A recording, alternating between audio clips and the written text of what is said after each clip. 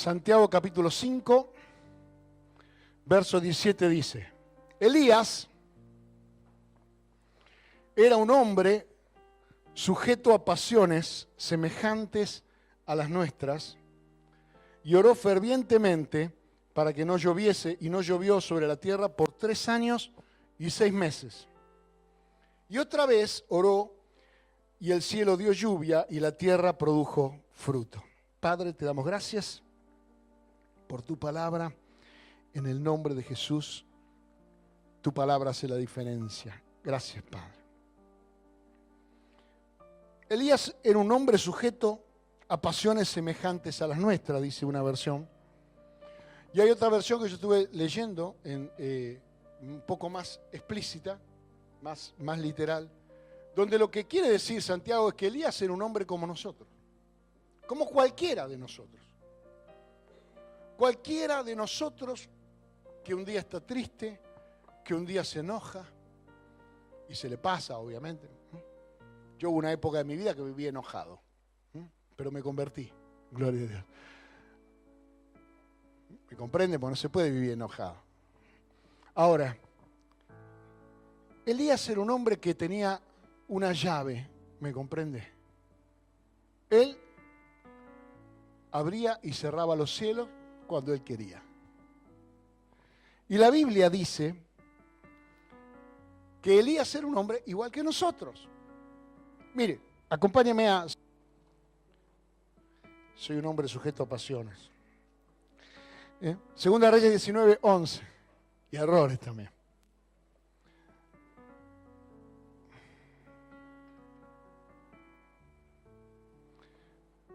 Vamos a leer un poquito el contexto.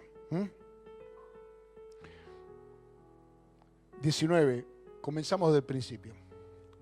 Acab dio a Jezabel la nueva de todo lo que Elías había hecho. ¿Sabe lo que Elías había hecho? Había degollado 450 profetas de Baal y 400 profetas de Acera. Sí. Eso ya de por sí demandó un tiempo. Debe haber trabajado en esa peluquería haciendo pelo y barba por lo menos un día completo.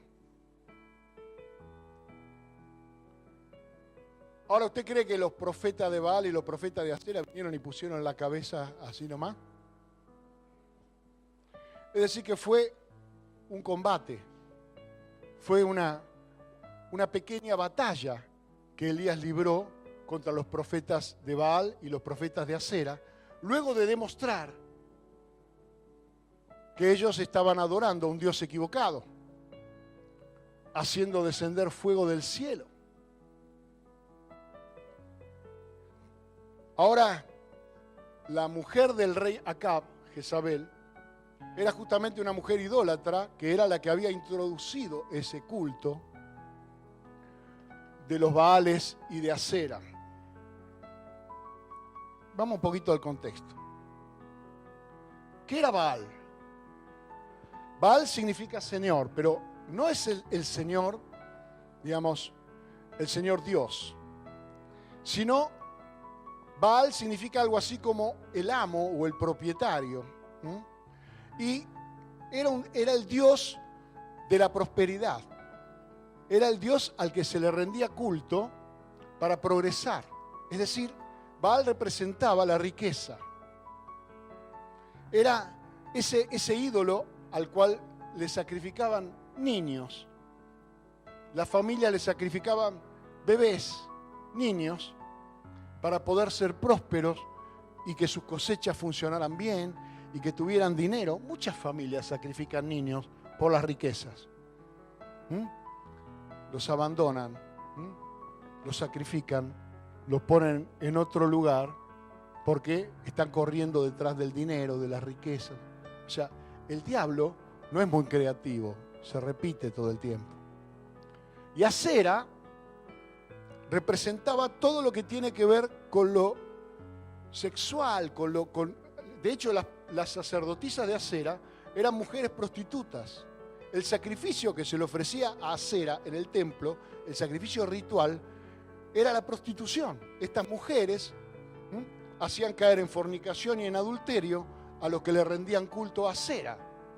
Asera fue la primera muestra de pornografía que hubo en el mundo, porque era una deidad desnuda que atraía a los hombres a rendirle culto, pero rendían culto, traían su ofrenda y se llevaban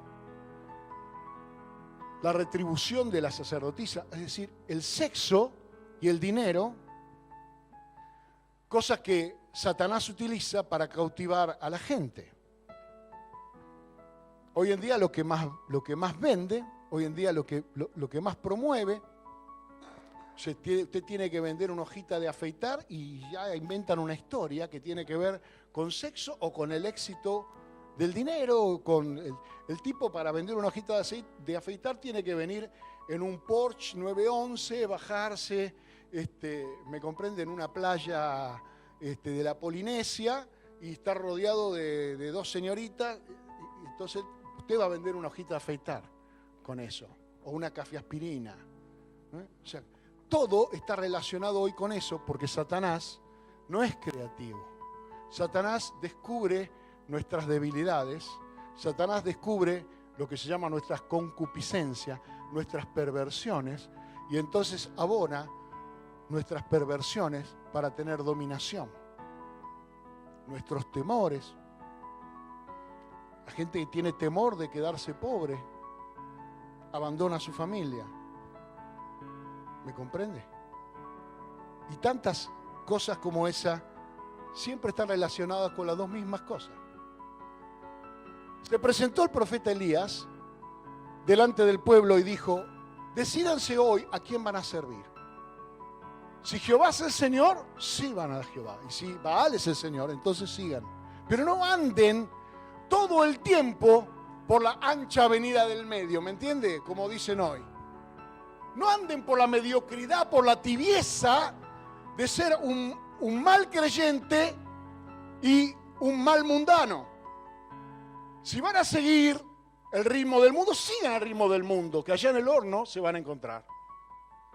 Pero si van a servir al Señor, pónganle el corazón, la mente y todas las fuerzas en amar al Señor. Eso es lo que estaba hablando Elías. Y dijeron: yo los reto a un desafío para demostrar quién es Dios. Preparemos un holocausto y el Dios que haga descender fuego del cielo, ese será Dios.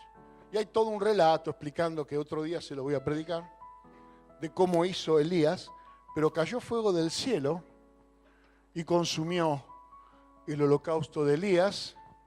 Y por más que los sacerdotes de Baal estuvieron todo el día dando vueltas ahí, bailándole la danza de la lluvia, nada ocurrió. Entonces Elías, junto con un grupo de los que estaba con él a favor de él, tomaron a los sacerdotes de Baal y de Asera y los degollaron. Pero ¿qué pasó? Jezabel amenazó a Elías, y usted dice, un hombre con ese poder de hacer descender fuego del cielo, un hombre con el poder para orar y que no llueva por 3 años y medio, un hombre que fue capaz de degollar 850 falsos profetas, se asustó con la amenaza de una mujer. Acab le dio a Jezabel la nueva de todo lo que Elías había hecho y de cómo había matado a espada a todos los profetas. Entonces envió Jezabel a Elías un mensajero diciendo: así me hagan los dioses y aún me añadan, si mañana a estas horas yo no he puesto tu persona como la de uno de ellos. Le dio un ultimátum de 24 horas para matarlo. Y entonces Elías, el valiente, viendo pues el peligro, se levantó y se fue para salvar su vida. Tuvo miedo. Y vino a Berseba, que está en Judá, y dejó allí a su criado. Y él se fue por el desierto un día de camino, y vino y se sentó debajo de un enebro, y deseando morirse, dijo: basta ya, oh Jehová, quítame la vida, porque no soy yo mejor que mis padres. Y echándose debajo del enebro, se quedó dormido, y he aquí luego un ángel le tocó y le dijo, levántate y come.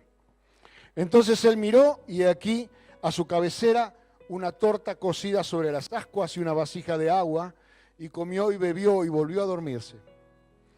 Y volviendo el ángel de Jehová la segunda vez, lo tocó diciendo, levántate y come, porque el largo camino te resta.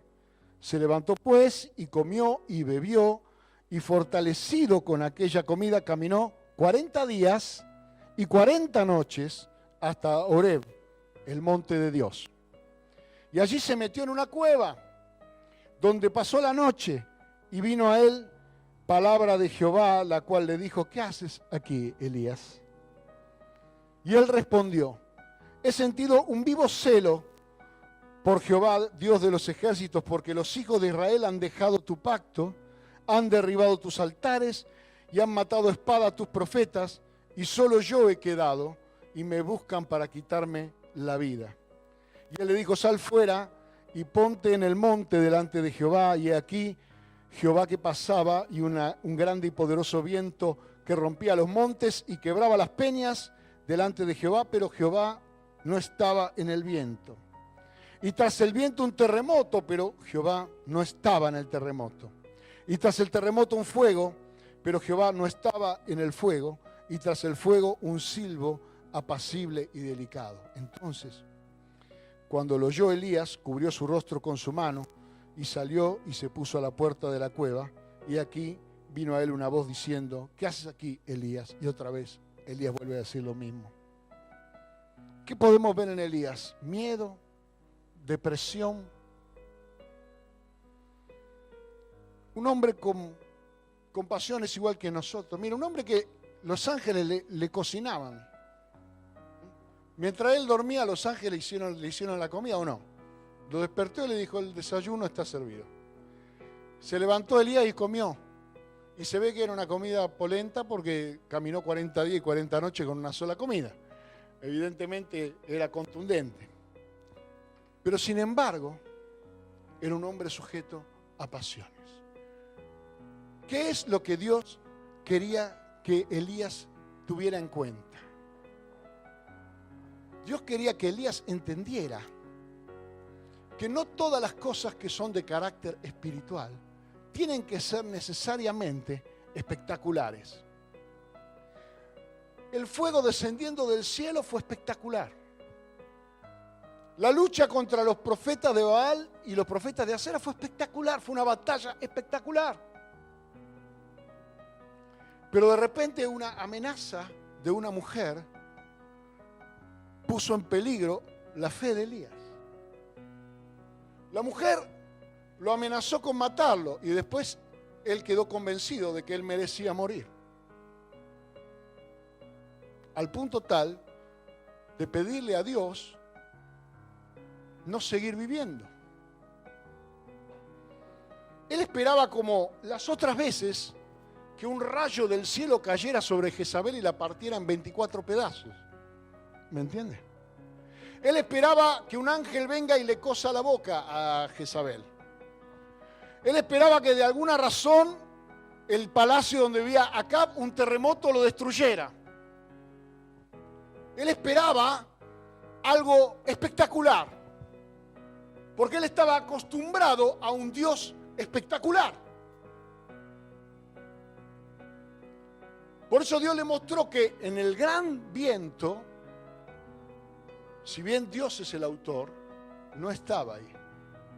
Y en el terremoto tremendo que Elías vio, bueno, si bien Dios es el origen, pero Dios no estaba ahí. Pero en ese soplo apacible, es decir, en las pequeñas cosas, en cada una de nuestras necesidades más pequeñas, en los detalles, Dios está ahí. Nosotros, como Elías, tenemos esta potestad de abrir y de cerrar los cielos que no podemos olvidar. Elías podía haberle dicho a Jezabel, yo abro y cierro el cielo, ¿qué me vas a amenazar vos a mí?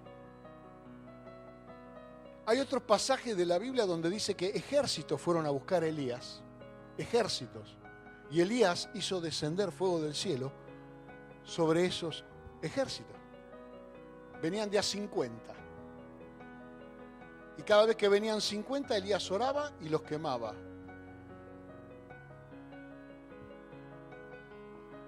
Pero alguien le dijo algo y él lo creyó. Él creyó que iba a morir.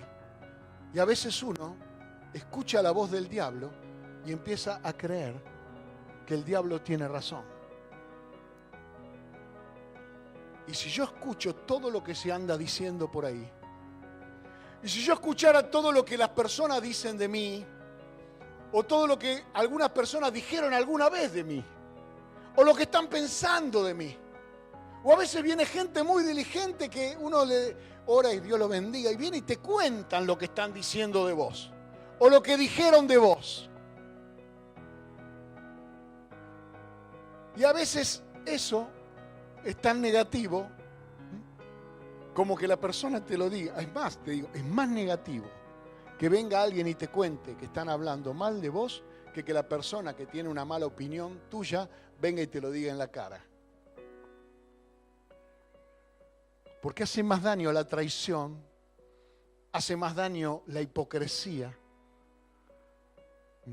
hace más daño esa falta de valor para encarar a una persona y decirle, yo opino esto, que muchas veces hace mucho más daño. Pero ¿en qué momento Elías perdió la dimensión? Uno de los problemas que tiene el creyente cuando su fe flaquea es cuando pierde la dimensión. Los espías que mandó Moisés a recorrer la tierra, le mandó 12. Y hubo 10 de los 12 que vinieron y dijeron, hay gigantes en la tierra que vamos a poseer. ¿Usted cuánto cree que serían de grandes los gigantes? ¿Cuánto cree que serían de grandes? ¿Cuánto podía medir un gigante? 2 metros. 2 metros 10. 5 metros, dice él, medía un gigante. Oh, mirá, vi 5 metros. Teníamos que encontrar algún esqueleto de ahí de 5 metros. Sí. Son todos truchos esos que salen en Facebook. Olvídate. Son truchos. Olvídate. No crean todo lo que sale en Facebook, hermano, por favor. No hay de 5 metros. El más grande de Goliat medía 3 metros. ¿Sí? 3 metros. Y había 5 de esos. Pero, aunque mida 3 metros, los israelitas dijeron, nosotros parecíamos langostas. Ahora, ¿cuánto mide una langosta? ¿1 pulgada? O sea, para mirarme delante de otra persona y sentirme una langosta, la persona tiene que ser alta como un edificio de 7 pisos. Es decir, la falta de fe te hace perder la dimensión. La intimidación del diablo te hace perder la dimensión. Y entonces ves todos los problemas y todas las cuestiones de un tamaño más grande del que realmente son. Porque cuando ves el problema, no ves la mano del Señor. Si vieras el problema puesto en la mano del Señor, ahí estarías viendo la dimensión. La Biblia dice que la mano del Señor, el Señor con su mano llenó los mares de agua. Así que debe ser grande, amén. La mano de Dios. Las pasiones, hermano, las emociones. Casi todas las decisiones que tomamos son emocionales. Y en lo único que gastamos tiempo para pensar es para justificar la decisión que tomamos emocionalmente. Tomamos decisiones por impulso, espasmódicas. Tomamos decisiones por presión, porque me siento mal o porque estoy muy bien. Y hoy que me siento bien, me meto en esta deuda que dentro de 15 días, cuando piense lo que tengo que pagar, me voy a sentir mal. ¿Me comprende? La gente sale de vacaciones, la pasa bien y después termina pagando durante todo el año la semana que se sintió bien. ¿O no? Porque es así. Somos de carácter emocional, sujetos a pasiones. Pero en eso no debe radicar nuestra distinción, sino que nosotros debemos entender que hemos recibido de parte de Dios este poder de abrir y cerrar los cielos. Mire, dice en Mateo capítulo 16, verso 19, se lo está diciendo a Pedro aquí, pero es a todos nosotros. A ti te daré las llaves del reino de los cielos, y todo lo que atares en la tierra será atado en los cielos, y todo lo que desatares en la tierra será desatado en los cielos. Esto usted sabe que es una palabra que Dios no solamente le dio a Pedro, sino que se la dio a todos los discípulos. Y nosotros tenemos la capacidad de abrir y cerrar los cielos. Por ejemplo, para tener revelación, para poder escuchar una palabra de parte de Dios, para poder oír qué es lo que Dios está diciendo. Nosotros tenemos esta capacidad que hemos recibido por medio del Espíritu Santo. ¿Quién cree que es la llave que abre y cierra los cielos? La fe. La fe que el creyente tiene, que es un don de Dios, que es un regalo de Dios, para poder abrir los cielos y tener comunión con Dios, o para poder cerrar los cielos y vivir en sus limitaciones. Aún para perdonar, aún para arrepentirse, es una llave que nosotros hemos recibido de parte de Dios. Yo quiero hablarle de 5 cosas que abren los cielos. Amén. Que usted pueda aprender por qué razón podría llegar a tener el cielo cerrado y qué cosas son las que abren los cielos. Mateo capítulo 3, verso 16. Y Jesús, después que fue bautizado, subió luego del agua, y aquí que los cielos le fueron abiertos, y vio el Espíritu de Dios que descendía como paloma y venía sobre él. ¿Cuándo se abrieron los cielos sobre Jesús por primera vez? Cuando él decidió cumplir con toda obediencia, con toda justicia. Recuerden ustedes ese momento. Jesús se presenta delante de Juan para ser bautizado. Él no tenía pecados para confesar ni nada de qué arrepentirse. Juan el Bautista lo mira, lo ve llegar y dice: es el Cordero de Dios que quita el pecado del mundo. Yo necesito ser bautizado por él. No quería de alguna manera Juan bautizarlo, pero sin embargo la sujeción de Jesús por el hombre precursor, por el hombre de autoridad, por el hombre al que Dios había enviado primero, el respeto de Jesús por el ministerio de Juan,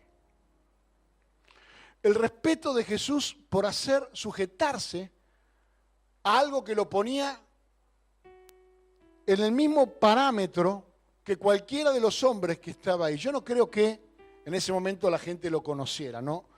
Hay algunos que andan diciendo por ahí que cuando lo vieron venir a Jesús decían: ah, mira, este es el que decía que no tiene pecado. Jesús no decía nada. Era un carpintero de Nazaret, ¿me comprende? Así que todo eso es una imaginación de algo que podía ocurrir en el futuro, pero no ocurrió en ese momento. En ese momento el único que sabía quién era Jesús era Juan el Bautista, porque Juan el Bautista había sido separado desde el vientre de su madre para saber reconocer quién era Jesús. Y fue lleno del Espíritu Santo para poder saber quién era el Mesías. Y aún en el vientre de su madre, cuando él tuvo contacto con Jesús en el vientre de su madre, él inmediatamente dijo, ¿me comprende? Hizo una manifestación en el vientre de su madre, reconociendo a su Señor. Es decir, que ese era su propósito, señalar al que venía después de él. ¿Amén? Ese era su propósito. Pero Jesús le dice a Juan que conviene que cumplamos toda justicia, es decir, que hagamos lo correcto, que hagamos lo que es la voluntad de Dios. ¿Alguno pensó alguna vez realmente por qué se bautizó Jesús? ¿Sabe por qué se bautizó Jesús?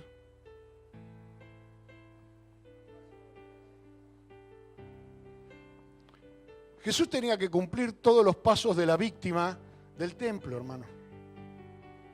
Cuando se ofrecía una víctima, un holocausto en el templo, lo primero que ocurría era que se lo presentaba al sacerdote y era lavado para ser examinado. Y luego el sacerdote daba un veredicto y decía si servía o no servía. Lo expliqué el domingo pasado en el bautismo. ¿Cuántos vinieron el domingo? Bien. ¿Y el resto? ¿Dónde estaban el domingo pasado? Bueno, y cuando el sacerdote decía, este sirve, era acepto, esa víctima era aceptable, había sido aceptado. Amén. Y lo que hizo el Padre fue dar su veredicto sobre la víctima y decir, este es mi Hijo amado, en el cual tengo contentamiento. La aprobación del Padre a la víctima ofrecida. Ahora, como nosotros fuimos llamados a estar en Cristo, si el Padre no hubiera aceptado al Hijo, nosotros no seríamos aceptos en el amado. Pero fuimos aceptados por el Padre públicamente para que ahora, al estar en Cristo, el Padre no nos puede rechazar. ¿Me comprende? Por eso Jesús, aunque Él no necesitaba, lo hizo por amor a nosotros, para que recibiéramos la aceptación del Padre. Y cuando el Padre ve que alguien se sacrifica por los demás, los cielos están abiertos sobre esa persona y el Espíritu de Dios está sobre él. ¿Por qué los cielos están cerrados? Porque algunos no mueven una uña por nadie. A algunos no le importa nada de nadie. No hacen el más mínimo sacrificio de agarrar un teléfono y llamar a alguien, o de visitar a alguien, o de preocuparse por alguien. Tal vez están preocupados por alguien porque tienen ganas de saber qué le pasa por alguna cuestión de chismología. La ansiedad de saber, para orar, ¿viste? Para orar. Y no es cierto. Pero los cielos se abren cuando nosotros empezamos a manifestar, cuando nosotros comenzamos. La vida del creyente comienza cuando se identifica con Cristo como siervo. La vida de una persona comienza cuando da el primer paso detrás del primer paso que dio Jesús. Usted no puede empezar por cualquier lado. Si va a seguir a Jesús, más vale que camine por donde Él caminó. Y Él caminó un camino de servicio. Él caminó un camino de preocupación por lo demás. Dijo, tengo muchas cosas para hablar, pero me las callo. Porque solo hablo lo que el Padre me dijo que hable. No hago ninguna cosa que no he visto a mi Padre hacer. Él caminó un camino de obediencia perfecta. Tal vez su obediencia o la mía no sea perfecta hoy, pero si nunca comienza, nunca podrá avanzar.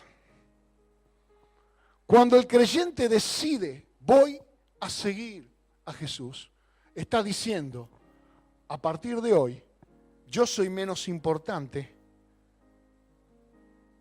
y la obra y el ministerio y el llamado y lo que Dios quiere hacer a través de mi vida empieza a ser la meta por la cual yo voy a transitar.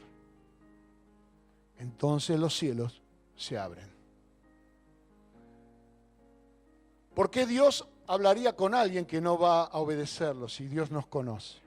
¿Por qué Dios le daría instrucciones a alguien que no va a seguir? ¿Por qué Dios le daría revelación a alguien que lo usaría para su propio beneficio y no para sacar de las tinieblas a los demás? ¿Por qué Dios le daría poder a alguien que no lo va a usar para glorificar a Jesucristo? Todas las cosas que Dios tiene para nosotros todo el equipamiento de Dios, todo el poder para el servicio, viene cuando una persona ha decidido servir. Es más, le voy a decir, ni siquiera voy a usar la palabra servir. Voy a usar una palabra más dura. ¿Se la aguanta? Ha decidido ser útil.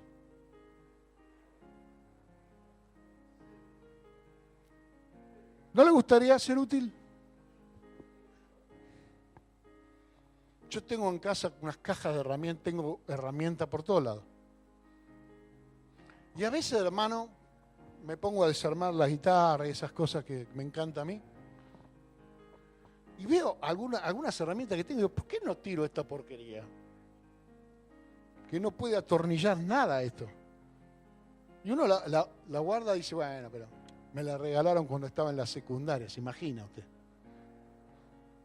Es un recuerdo. Y la tiene ahí. Yo no dejo de amarlo, ¿vio? Pero me sirve, es útil. Un día de limpieza, de esos días que viene Marga y dice, a ver, adiós, amigo. Nunca más nos volveremos a ver. ¿Y usted cómo cree que es en el reino de Dios?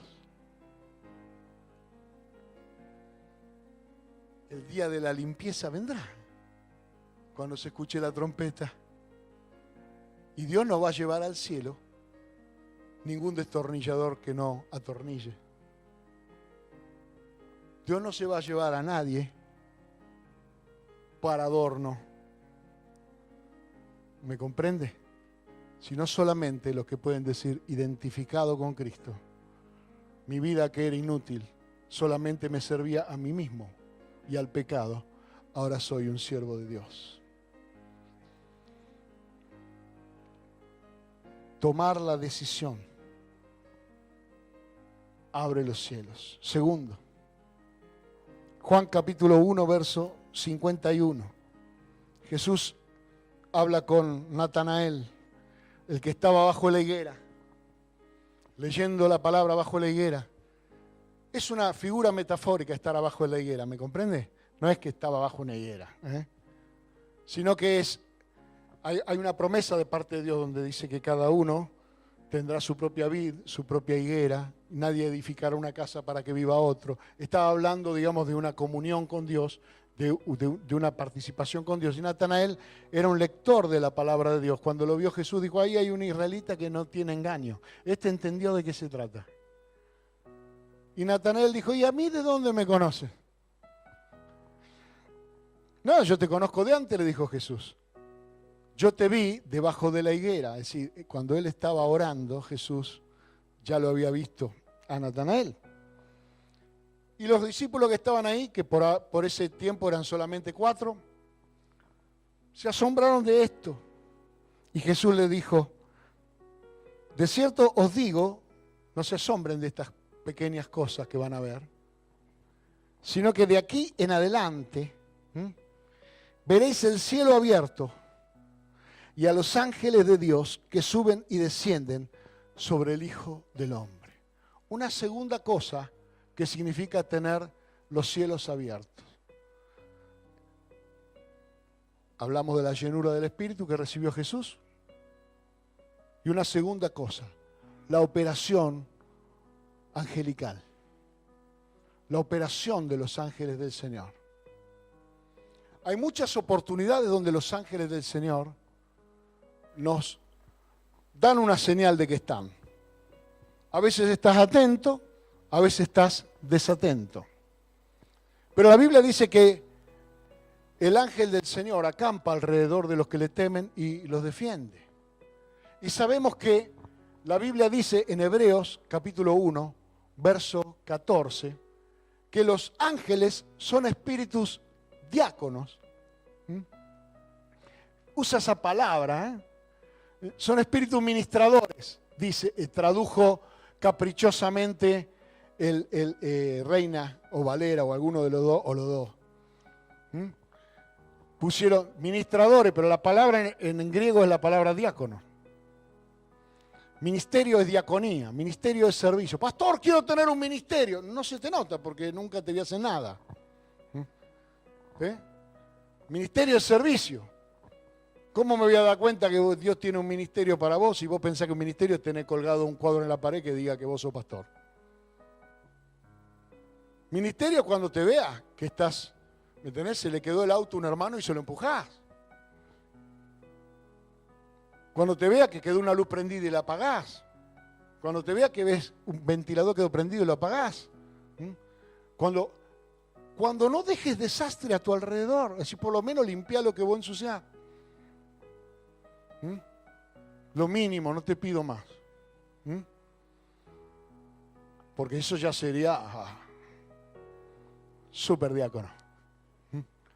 Pero es decir, un ministerio, la manifestación de un llamado, de un ministerio de parte de Dios, es ese corazón generoso que está dispuesto a ayudar. Por ejemplo, esta semana fue maravilloso porque muchas hermanas fueron a visitar a Erika. Erika estaba internada, yo fui a orar por ella el domingo a la noche, el lunes, no sé qué día fui, un viernes creo, un martes, fue un día. Fui como a las 12 de la noche porque no estaban, entonces fui a orar, estuve un rato orando por ellos, pero al día siguiente la internaban. Y cada día alguien fue a verla. Y todo el tiempo le mandaban mensajes y estuvieron estimulando su fe. Y el médico había dicho que iba a estar 21 días internada. Pero ¿qué pasa? El amor puede más que la medicina. Y le dieron el alta en una semana. ¿Me comprende? Porque el médico dijo 21 días, pero Dios es amor. Y en una semana la devolvió a su casa. Pero eso empieza a manifestar un carácter en la congregación. Empieza a cumplirse mi sueño. Yo soñé con un grupo de gente que tuviera por lo menos el mismo deseo que yo tuve en su momento. Cuando Dios me llamó, yo empecé a ministrar, yo empecé a pastorear a los 26 años. Tenía toda la vida por delante, sacrifiqué mi juventud para servir a Dios. Y nada de hay un cumpleaños y no voy a la iglesia, hay un casamiento y no voy a la iglesia, hay un asado y no voy a la iglesia. Jamás se me hubiera ocurrido a mí que si Dios está en primer lugar en mi vida, estuviera en segundo lugar en mi agenda. No, una inconsistencia, diría un contador. Siempre puse a Dios en primer lugar. Mi familia es testigo. Había un cumpleaños, yo llevaba a mi familia al cumpleaños y yo me iba a predicar. Y después del culto los iba a buscar. ¿Hay algún problema en hacer eso? ¿Está mal? ¿Alguien piensa que está mal? Bueno, y si está bien, ¿por qué no lo imita? Arranque un día. Arranque un día y entonces de esa manera, como dice en Hebreos capítulo 13, considere la conducta de sus pastores, imite su fe. ¿Me comprende? Hay personas que quieren tener tal vez lo que yo tengo, pero no quieren tener el testimonio que yo tengo. Y necesita que usted entienda que hay muchas cosas para poner en el altar, para mantener el cielo abierto.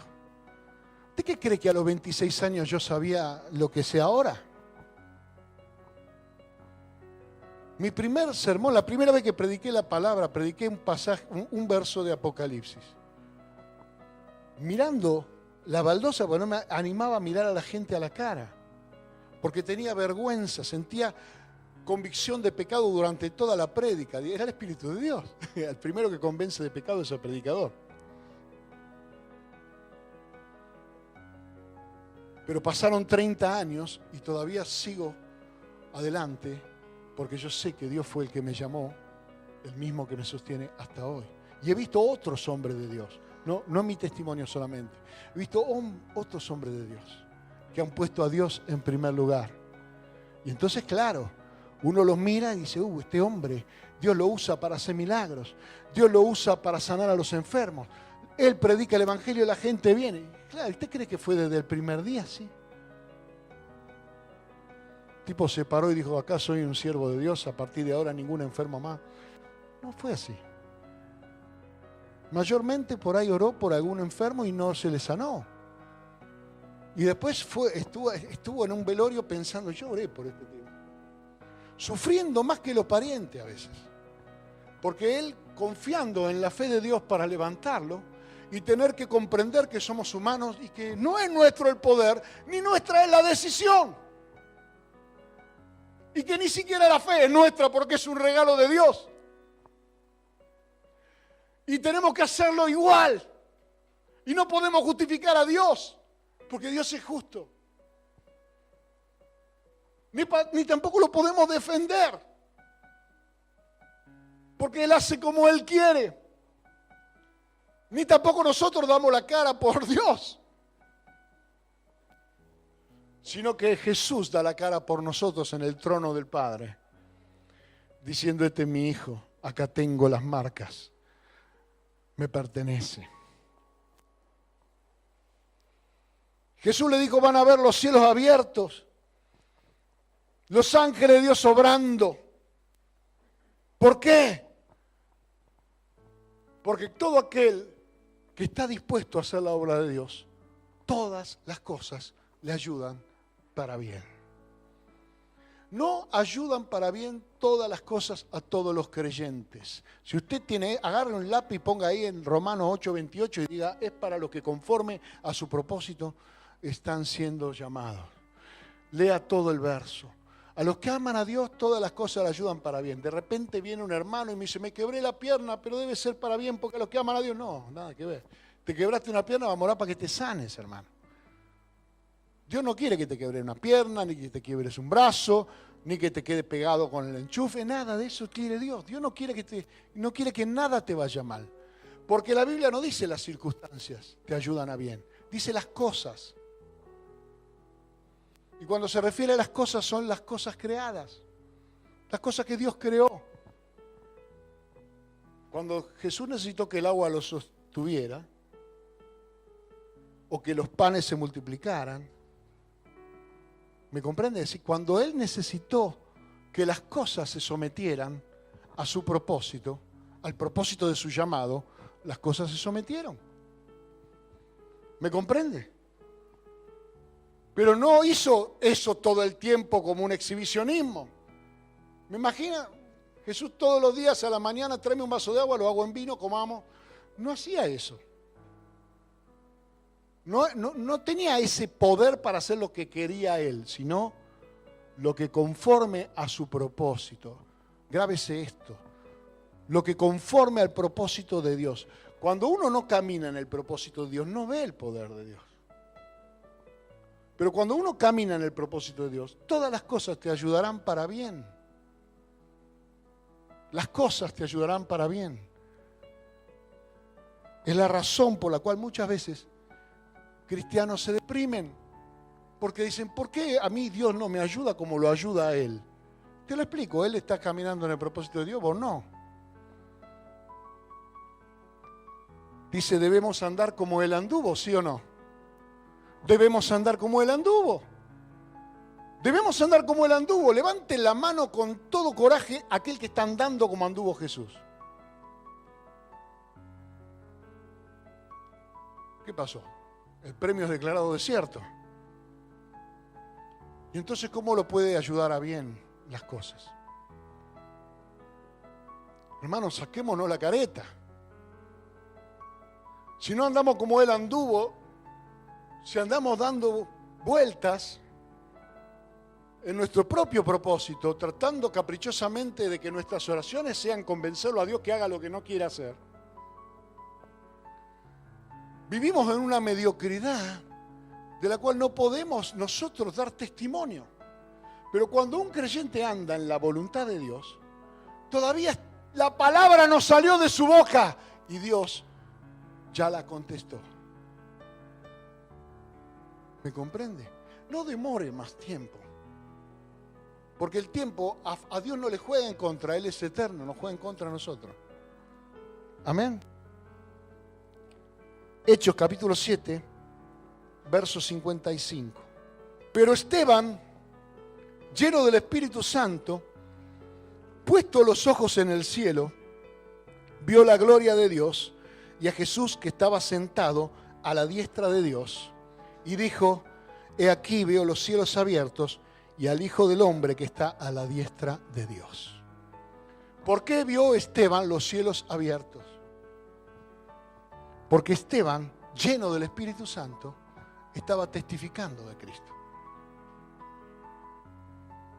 Él estaba testificando delante de la sinagoga de los libertos. Él estaba hablando de Dios, hablando de Jesús. Y él estaba amando a esa gente que no merecía explicaciones. Pues hay tanta gente que no merece ninguna explicación de lo que usted cree, de lo que usted piensa, de lo que usted sabe. Porque tienen tanto orgullo como estos de la sinagoga de los libertos. No hay más oscuridad que la religión. Nada es más oscuro que la religión. Que una persona que está emperrada en yo soy esto. Yo soy esta religión. Yo sigo esto. ¿Por qué? Porque mis padres, mis abuelos, mis cosas. Oscuro. Eso es tenebroso.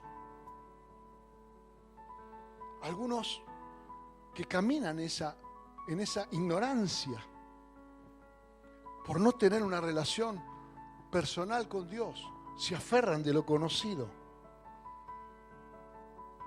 Y ahí estaban los de la sinagoga de los libertos acusándolo a Esteban.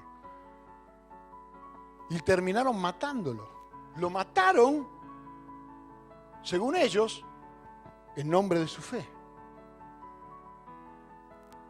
Pero sin embargo, Esteban, lleno del Espíritu Santo, ante la amenaza, ante el peligro de muerte, ante la circunstancia terrible que estaba a punto de vivir, estaba por morir apedreado, ¿ok? ¿Usted cree que Esteban no se había dado cuenta? ¿Sabe lo que cuenta la Biblia? Que Pablo, cuando todavía era Saulo, no se había convertido, era un joven, a los que se preparaban para apedrearlo, Esteban le cuidaba la ropa para que no transpiren, sacan la campera para apedrearlo con más libertad, para lapidarlo. Y Pablo dice, dame, yo te la tengo, no hay problema, mátenlo a este. Y en el momento en el cual un hombre de Dios está manifestando el amor de Cristo, aún por aquellos que lo odian, puede mirar a los cielos, debe mirar a los cielos, porque es la única opinión importante, es lo único que vale. Cuando parece que cometiste todos los errores del mundo y estás a punto de perder la vida, estás a punto de perderlo todo, hermano, en ese momento, mire el cielo, porque Cristo sigue sentado a la diestra del Padre. Y podemos ver su gloria. Dice que el rostro de Esteban parecía un rostro de un ángel. Ya estaba siendo transformado aún antes de morir. Hermano, los cielos estarán abiertos y cuando estás en la dificultad más terrible, en vez de mirarte a vos mismo, en vez de llamar al 911, en vez de salir corriendo a echarle la culpa a alguien, levantás la mirada al cielo para ver quién está sentado en el trono. Cristo sigue ahí. Cristo sigue ahí. Al día siguiente, mientras ellos iban por el camino y se acercaban a la ciudad, Pedro subió a la azotea para orar. 10:9. Pedro subió a la azotea para orar, cerca de la hora sexta, y tuvo gran hambre y quiso comer. Pero mientras le preparaban algo, le sobrevino un éxtasis y vio el cielo abierto y que descendía algo semejante a un gran lienzo que atado de las 4 puntas era bajado a la tierra. Acá toda la historia es maravillosa, pero no es lo relevante para lo que yo quiero explicar hoy. Hermano, los cielos se abren simplemente cuando usted ora. Pedro tenía hambre, también era un hombre sujeto a pasiones igual que nosotros, pero tenía hambre y mientras le estaban cocinando, En vez de hacer tiempo en otra cosa, en vez de ir a oler la olla, se fue a la terraza a orar. Se fue a ver si había una palabra de parte de Dios. Es decir, su hambre de Dios era más grande que el hambre de su panza. Su hambre de escuchar una palabra de Dios. Porque no solo de pan vive el hombre, sino de toda palabra que sale de la boca de Dios. Él tenía hambre física, pero también tenía hambre en el espíritu. Y cuando tenemos hambre en el espíritu y buscamos a Dios, el cielo se va a abrir y Dios nos va a responder. Clama a mí, yo te responderé y te enseñaré cosas grandes y ocultas que tú no conoces. La oración es para escuchar a Dios. No es que nosotros le informamos a Dios cosas que Él ya sabe. Señor, necesito esto, me pasa lo otro, quiero aquello y todo lo demás. Y Dios dice, todo eso yo ya lo sabía antes que vengas. Pero lo que Dios quiere saber es qué cosas son las que le estás entregando en su mano para que Él actúe. Si le estás entregando tu familia para que Él actúe. Si le estás entregando tu trabajo para que Él actúe.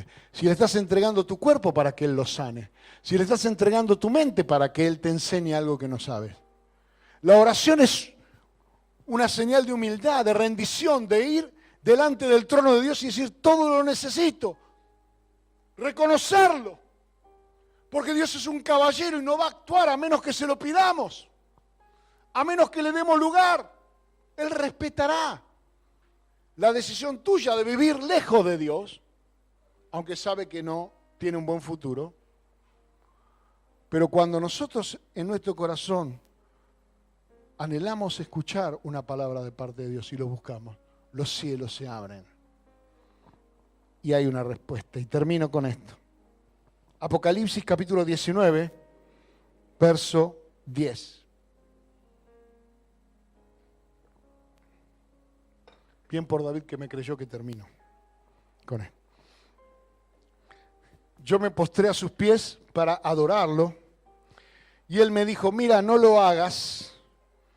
Yo soy consiervo tuyo y de tus hermanos que retienen el testimonio de Jesús.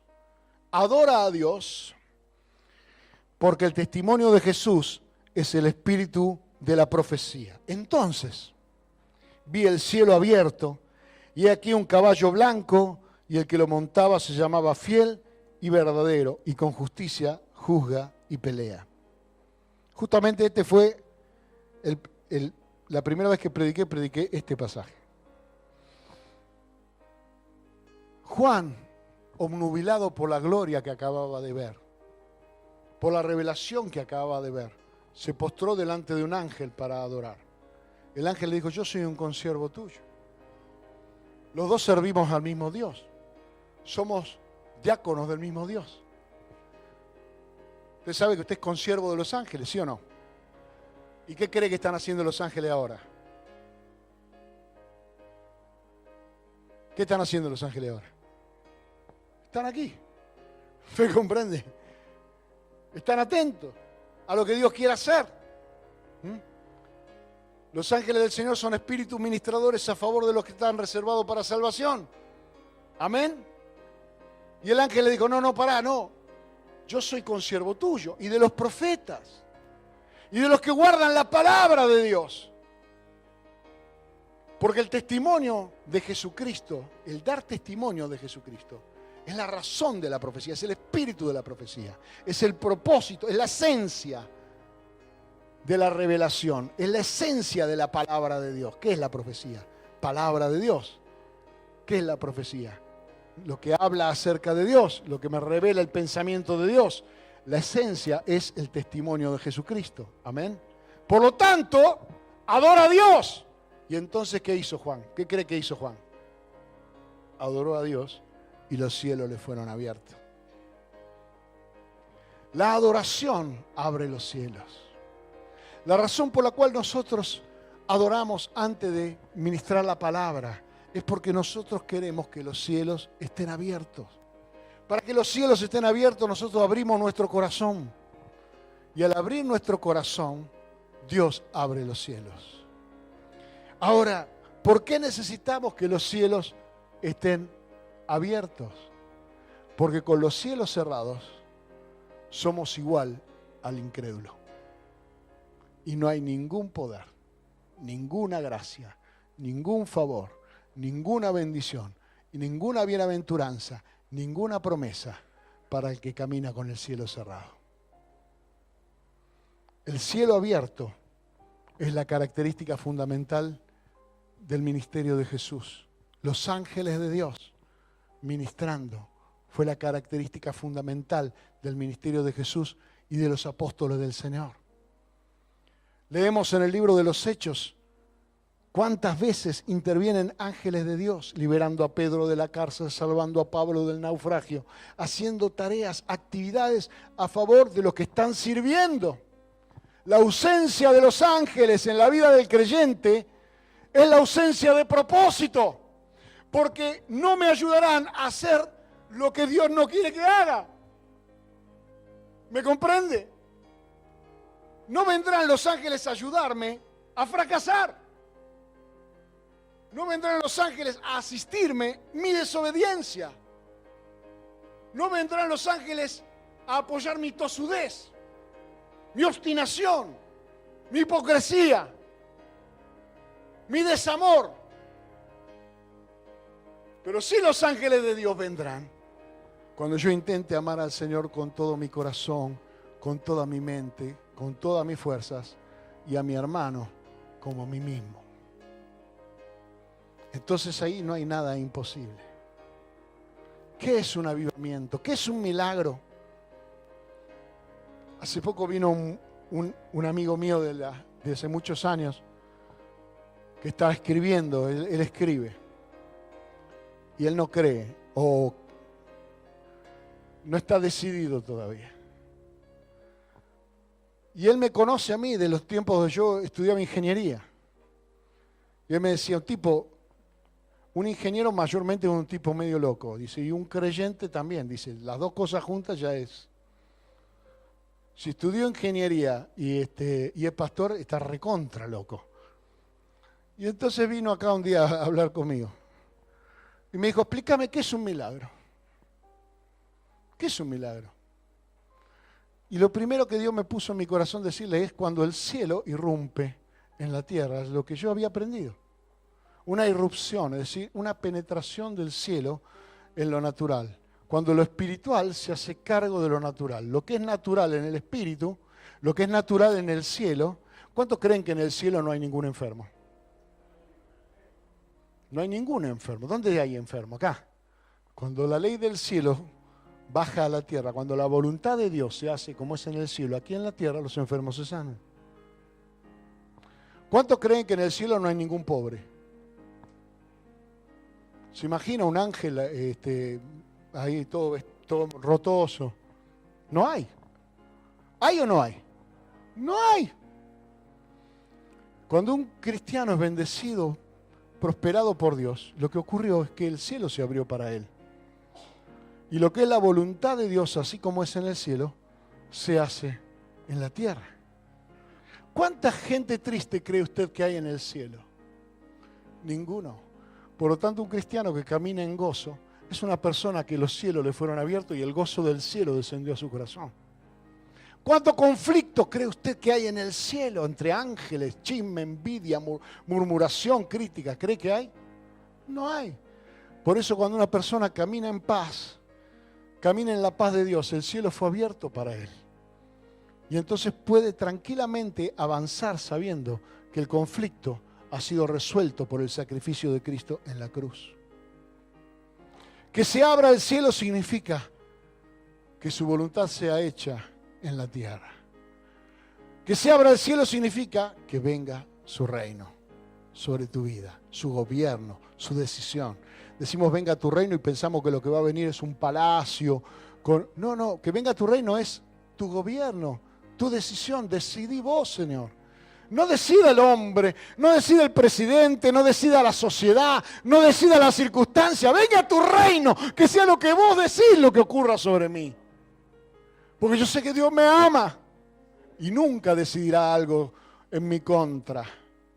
Cuando el reino de Dios viene a nuestra vida, el gobierno de Dios viene con toda la bendición. Mire, el reino de Dios le funciona bien todo, el Ministerio de Economía, el Ministerio de Salud, todo. El Ministerio de Seguridad, todo el gobierno de Dios funciona bien. Cuando Él viene y se hace cargo. Póngase de pie, dígale en esta noche, Señor, hacete cargo.